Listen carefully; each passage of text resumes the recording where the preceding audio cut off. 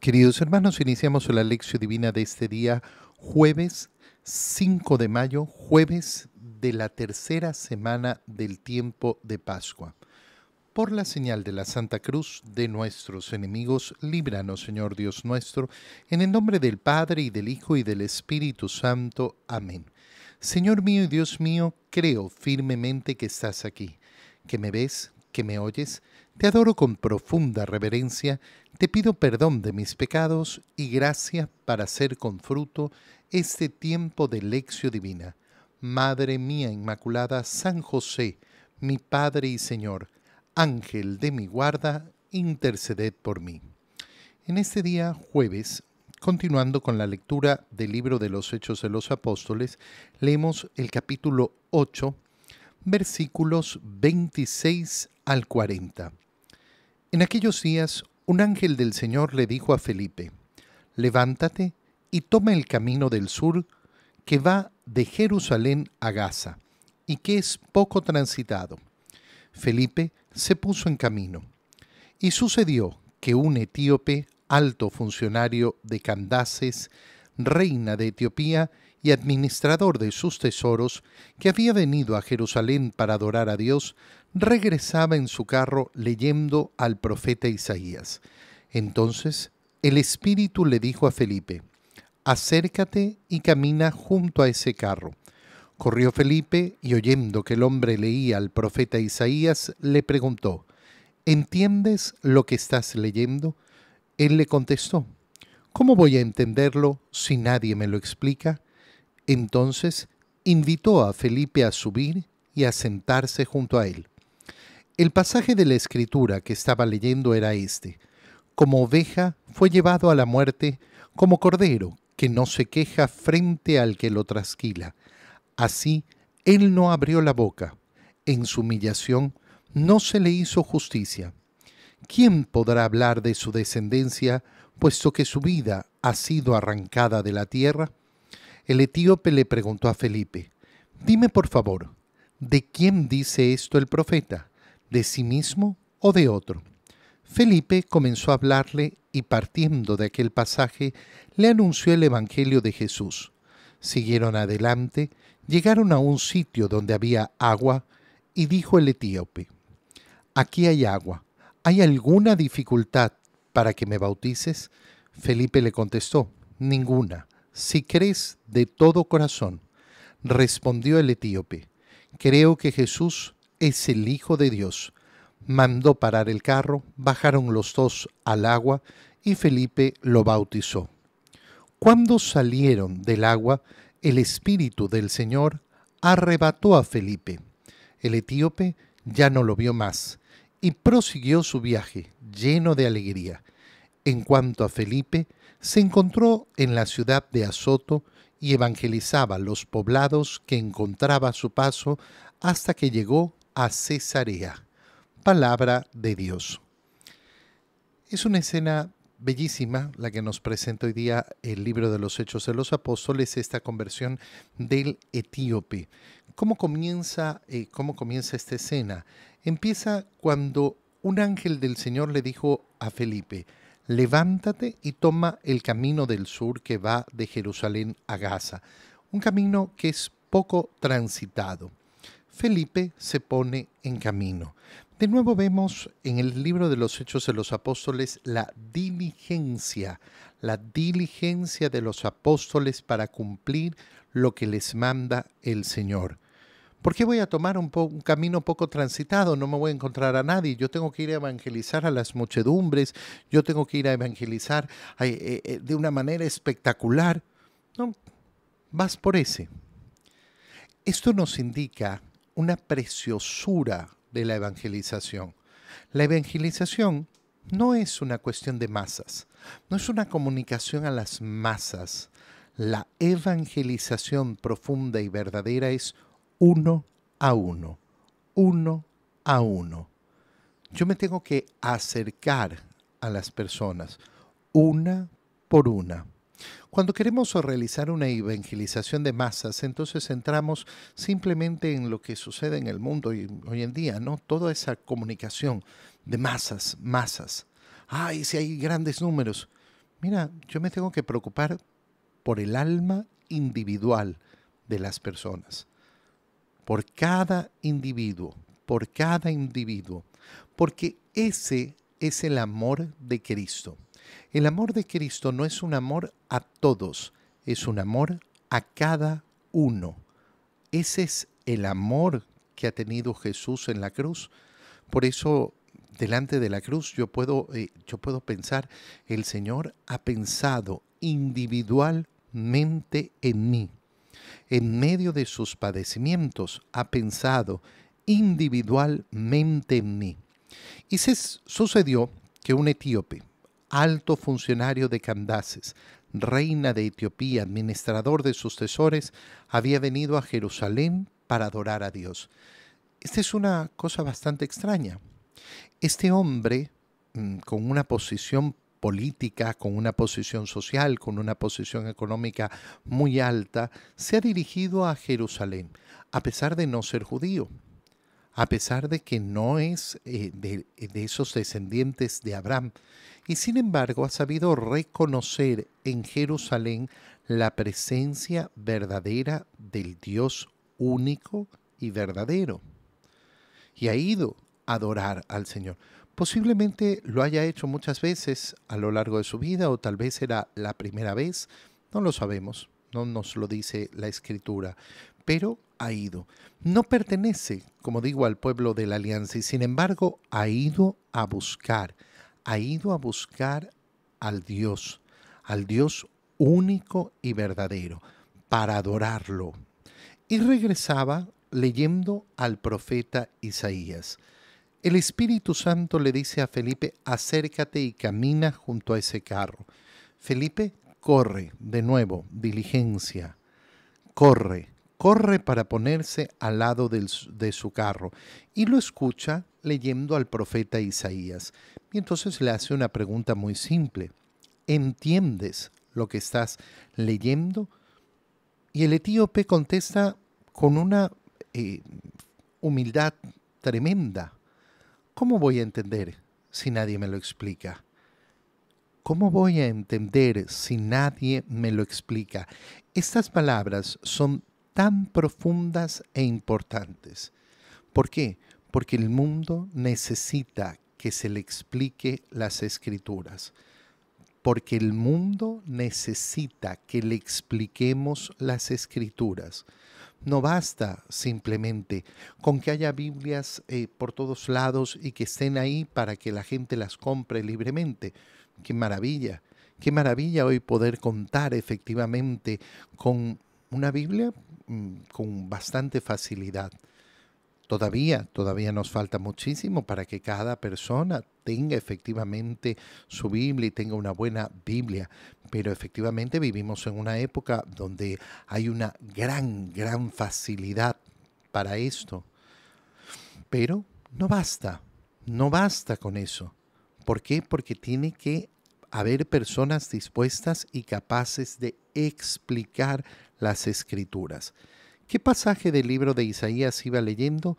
Iba leyendo aquello que dice Isaías: como oveja fue llevado a la muerte, como cordero que no se queja frente al que lo trasquila. Así él no abrió la boca, en su humillación no se le hizo justicia. Claro, está leyendo justamente un pasaje del siervo de Yahvé, de Isaías, y es ese pasaje que se refiere de una manera dramática y de una manera tan específica a la pasión de nuestro Señor, de la muerte de nuestro Señor, como ese cordero, como esa oveja llevada a la muerte, y que no se ha quejado, que no ha abierto boca, que se ha humillado. Y entonces el etíope le pregunta a Felipe: dime, ¿de quién dice esto el profeta? ¿De él o de otro? Y entonces Felipe comienza a explicarle aquel pasaje. Si tú te fijas, desde la resurrección del Señor, la explicación de las Escrituras va a ser una constante tan bella, tan profunda. Constantemente se está explicando las Escrituras. Mira, el día de la resurrección, El Señor se aparece a esos discípulos que iban hacia Emaús. ¿Y qué es lo que hace? Comenzarle a explicar las Escrituras. No nos cuenta el pasaje de la Escritura qué qué les explicó a los discípulos, pero nos dice que les explica. Cuando se aparece a sus apóstoles después, les abre el entendimiento y les explica las Escrituras para que puedan entender las Escrituras. Entonces, en los Hechos de los Apóstoles vamos a ver esta acción una y otra vez. El discurso de Pedro, el discurso de Pentecostés, ha sido un discurso en el cual ha explicado las Escrituras. Ha ido explicando y explicando y explicando las Escrituras a los israelitas. Después vemos cómo lo ha hecho también ante el Sanedrín junto a los otros apóstoles. Hemos visto a Esteban en su discurso explicando las Escrituras. Y ahora Felipe, ante este etíope, de nuevo le explica las Escrituras. Partiendo de aquel pasaje le anunció el Evangelio de Jesús. Y le anuncia entonces todo lo que está escrito ahí se refiere a Jesús y te voy a hablar de Jesús y voy a contarte de Jesús.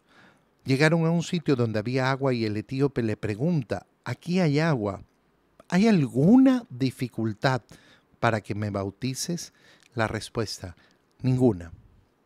¿Hay alguna dificultad para que me bautices? Ninguna.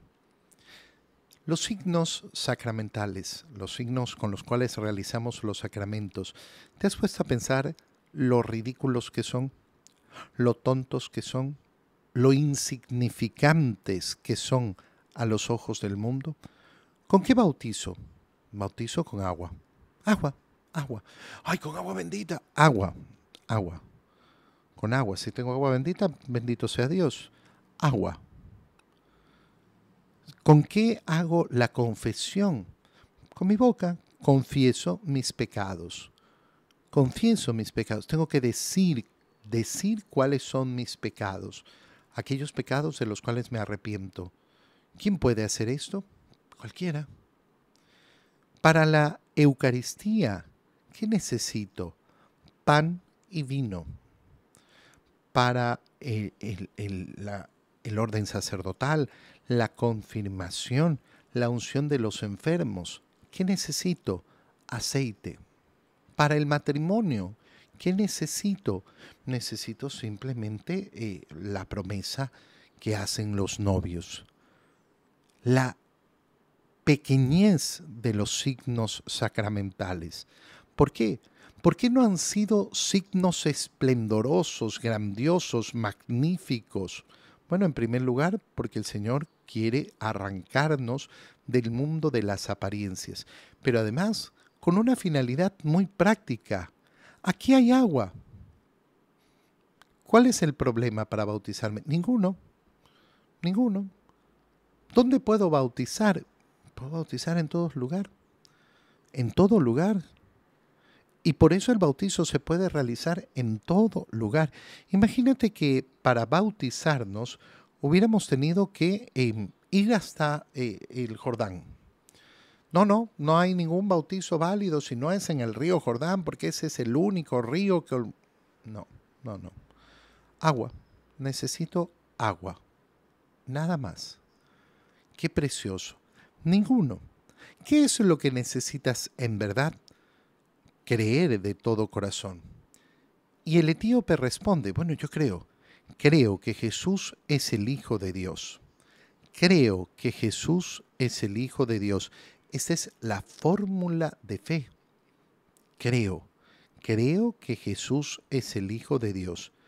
Y entonces pararon el carro y Felipe lo bautizó.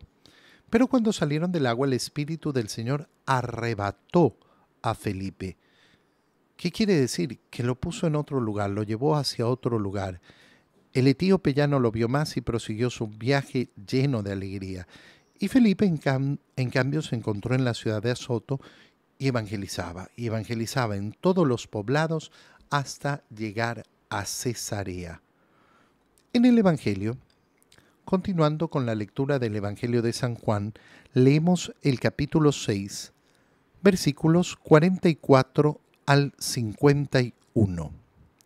En aquel tiempo, Jesús dijo a los judíos: Nadie puede venir a mí si no lo atrae el Padre que me ha enviado, y a ese yo lo resucitaré el último día. Está escrito en los profetas: todos serán discípulos de Dios. Todo aquel que escucha al Padre y aprende de Él, se acerca a mí. No es que alguien haya visto al Padre fuera de aquel que procede de Dios. Ese sí ha visto al Padre. Yo les aseguro, el que cree en mí tiene vida eterna. Yo soy el pan de la vida. Sus padres comieron el maná en el desierto y sin embargo murieron. Este es el pan que ha bajado del cielo para que quien lo coma no muera. Yo soy el pan vivo que ha bajado del cielo. El que coma de este pan vivirá para siempre. Y el pan que yo les voy a dar es mi carne para que el mundo tenga vida. Palabra del Señor. Continuamos entonces la lectura de ese capítulo 6 del Evangelio de San Juan, capítulo dedicado al pan de vida. Y lo primero que leemos ahora es esta frase del Señor tan importante: nadie puede venir a mí si no lo atrae el Padre. ¿Dónde empieza la fe? La fe empieza por el don dado por el Padre. La fe empieza en el don dado por el Padre. La fe es un don de Dios. ¿Por qué Dios lo da a algunos y no lo da a otros? No lo sabemos. No lo sabemos además porque es difícil establecer que a alguien no le haya dado la fe. No lo sabemos. Muchas personas recibiendo el don de la fe lo han despreciado.